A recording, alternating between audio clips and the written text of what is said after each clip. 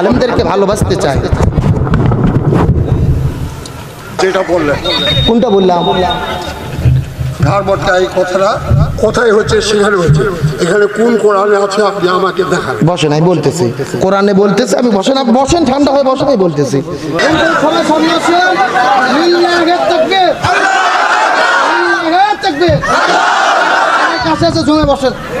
সবাই চলে আসুন। হক কথা বললে সমস্যা আছে না নাই? আরো জোরে বলেন, আছে না নাই? আজকে বাংলার জমিনে আলেম ওলামা সত্য কথা বলার জন্য, হক কথা বলার জন্য কেউ কেউ বলতিছে আলেমদের ঘাড় মটকাইয়া দাও, কথা বলেন। আবার কেউ কেউ বলছে আলেমদের বুড়ি গঙ্গায় ভাসিয়ে দাও। আবার গতকালকে নিক্সন চৌধুরী বলেছে আলেমদের ন্যাস কাটিয়ে দাও। আলেমদের ন্যাস অত সোজা নয়, আলেমদের ঘাড় অত নরম নয় যে তোমার মতো দুই চারজন চুচরাপুটি ঘাড় মটকাইয়া দেবে, তোমার মতো দুই চারজন চুচরাপুটি আলেমদের ন্যাস কেটে দেবে। আগে সাবধান হও, সাবধান হও। কি কথা বললো, একটা হিসাব করা দরকার। জি, কি হচ্ছে? না না, লাইন ছাড়া হয়নি তো। আসেন, আপনি গেলেই সমস্যা হবে, এখানে বসেন বাবাজি, আপনি আসেন, লাইন তো অনুযায়ী ওয়াজ হবে। না না, লাইন ছাড়া কি কথা হচ্ছে তাই? আসেন বাবাজি, আপনি আসেন। আচ্ছা, এটা কোন কোরআনে আছে? কোনটা? যেটা বললেন। কোনটা বললাম? ধারবট্টা এই কথাটা কোথায় হচ্ছে সেখানে হচ্ছে, এখানে কোন কোরআনে আছে আপনি আমাকে দেখান। বসেন, আমি বলতেছি, কোরআনে বলতেছে, আমি বসেন, আপনি বসেন, ঠান্ডা হয়ে বসেন, আমি বলতেছি। শোনেন, কোরআনের কথা হলো কি, আলেমদেরকে সম্মান করা লাগবে। এখন আপনি যদি আমার বিরুদ্ধে বলেন, এই লোকদের অন্তরে লাগবে, কারণ যারা আলেমদের ভালোবাসে। এটা তুমি এখানে নিয়ে আসলে। না না, আমি আনি নাই তো, আমি বলি আগে শোনেন। আলেমদের যখন আপনি কথা বলবেন, এই সম্পর্কে কোরআনেই বক্তব্য আছে। আল্লাহ বলছেন উতুল্লিম বাদা যালিকা জানিম, এটাই কোরআনের দলিল দেব তো, কোরআনের দলিল দিয়েই বলতেছি। আল্লাহ কোরআনে বলছেন উতুল্লিম বাদা যালিকা জানিম, যারা আলেমদের বিরোধিতা করে এরা হলো অবৈধ সন্তান। স্বয়ং আল্লাহ সহ্য করে নাই। আমরা তো কথা কোরআনেরই বলতেছি বাবা, কিন্তু আমার বিরুদ্ধে বললে, আলেমদের বিরুদ্ধে বলে লাগবে এটা। তার কারণ আর নবী আসবেন, আল উলামা ওয়ারাসাতুল আম্বিয়া, সমস্ত নবীদের ওয়ারিস হলো আলেমগণ। সেই আলেমগণের বিরোধিতা করলে কষ্ট লাগবে কি লাগবে না? আমরা কোনো দল মত বুঝি না, কিন্তু আলেমদের পক্ষে থাকতে চাই, আলেমদেরকে ভালোবাসতে চাই। শেষ করে দেবো? মোনাজাত করে না, মোনাজাত লাগবে, শেষ করে দিই।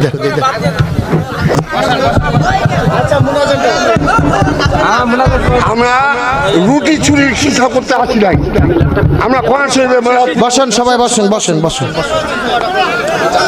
বসেন বসেন বসেন। জামিল একটা ফিনিশিং করে দেয়, বসেন। আপনি উঠতেছেন কেন? বসেন। ইমানের পথে অবিচল থেকে আমার মরণ যেন হয়। বসেন সবাই, বসেন। ইমানের পথে অবিচল থেকে আমার মরণ যেন হয়। সবাই বসেন। হুজুর পালাবে না, হুজুর পালাবে, হুজুর পালানের হুজুর না। এই হুজুর পালানের হুজুর হলে আজকে আসতোই না। যত ফোন আমার কাছে গেছে, খালি তো ওয়াজের লাইন তুলবে, অত সোজা না।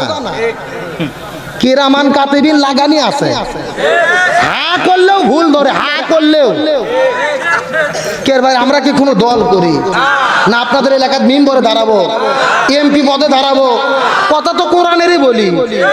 তো কোরআনেরটা বললেই যে লাগে লাগে, আমার কোরআনের ওয়াজ করার কথা আপনাদের বলা লাগবে? হাই রে ভাই রে, কি আর বলবো। সারা জীবন কোরআনের কথা বললাম, কোরআনেরটা বলার জন্যই তো আমার দোষ। কোরআন ছাড়া আমি কোনো কথা বলি তো উদাহরণ দিতে গেলে দুই একটা আসবে না? তাফসীর শব্দের অর্থই তো ব্যাখ্যা।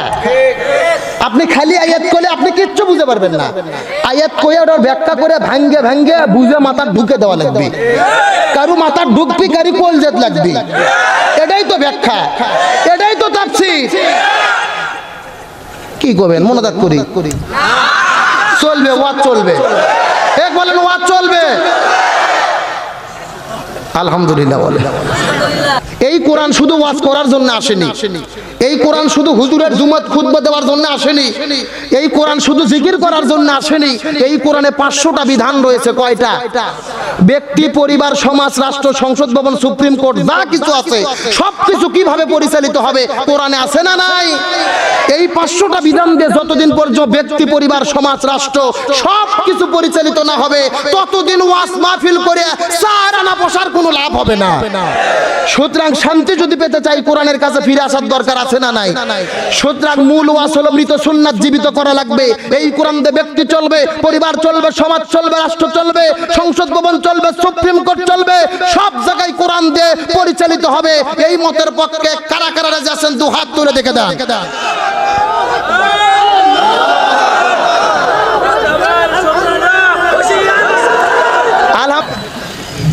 ফাতেমা বাড়ির দিকে ফেরত চলে আসলেন।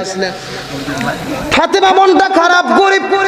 জামিলা যখন বলেছেন ফাতেমা আপনার সঙ্গে দেখা করার অনুমতি পাইছে কিন্তু আপনার সন্তানের সাথে দেখা করার অনুমতি নাই, এমন সময় ফাতেমা হুসাইনকে সঙ্গে করে নিয়ে বাড়ির দিকে যখন ফেরত চলে যায়, এমন সময় ছোট্ট সন্তান হুসাইন ডাক দে বলে বাবা যেটা আসবে না।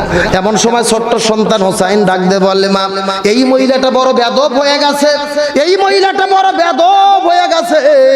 গতকালকে তুমি এসেছো দেখা করতে, তোমার সঙ্গে দেখা করে নাই, আজকে আবার তুমি এসেছো আমাকে সঙ্গে করে নি, আমাদের সঙ্গে দেখা করলো না। এই মহিলাটা বড় বেদব হয়ে গেছে। ফাতেমা ডাকতে বলে হোসাইন সাবধান সাবধান সাবধান, একবার যেই কথা বলেছো দ্বিতীয়বার তুমি সেই কথা বলতে পারবা না।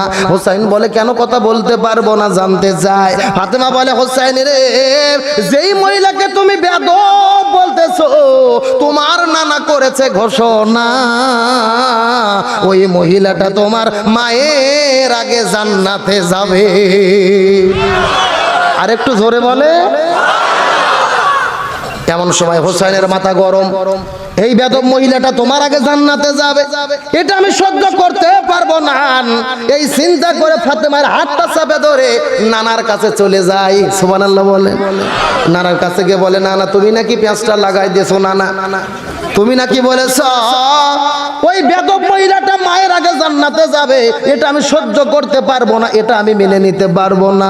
এমন সময় নবী বলে হুসাইন রে সাবধান রে, হুসাইন সাবধান হয়ে যা, তুই ছোট্ট মানুষ, তুই বুঝতে আর পারবি না।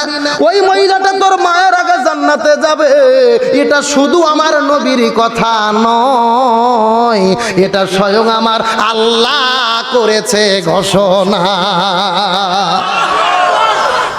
কে ঘোষণা করছে? আরো জোরে বলেন। সঙ্গে সঙ্গে হোসেন বলে কেমন করে, কে করে, কেমন করে, মাথা খেলে না, কেমন করে বেদব মহিলাটা সর্বপ্রথম জান্নাতে যাবে জানতে চায়। এমন সময় ফাতেমা বলে বাবা এই ঘটনাটিকে আমাকে একটু খুলে বলেন।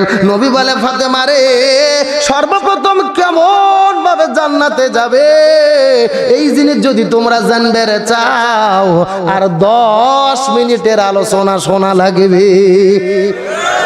কয় মিনিট? ফাতেমাও শুনবার চাই, হোসাইনও শুনবার চাই। আপনারা শুনবার চান কি চান না? চান কি চান না?